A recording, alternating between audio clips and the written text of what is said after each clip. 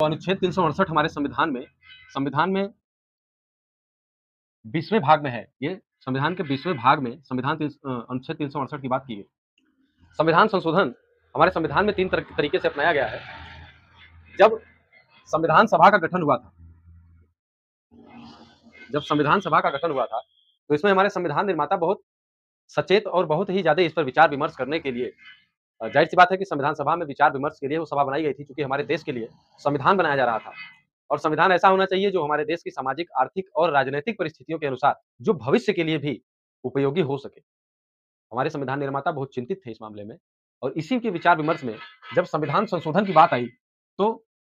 368 के अंतर्गत उन्होंने न तो कठोर प्रक्रिया को अपनाया और न ही सरल प्रक्रिया को अपनाया, जिससे कि इतना आसान हो जाए संविधान संशोधन कि कोई भी राज्य सत्ता आकर के उसमें आमूल-चूल परिवर्तन कर दे। इतना भी आसान नहीं रखा और इतना कठोर भी नहीं रखा कि राष्ट्र की जो ज़रूरत हो, उस ज़रूरत के अनुसार ज़रूरत पड़ने पर संविधान में परिवर्तन न किया जा सके, या किसी ऐसे विषय पर जो बहुत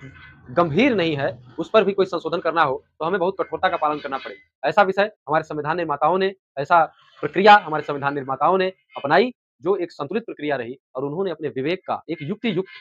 परिणाम हम लोगों के सामने परिलक्षित किया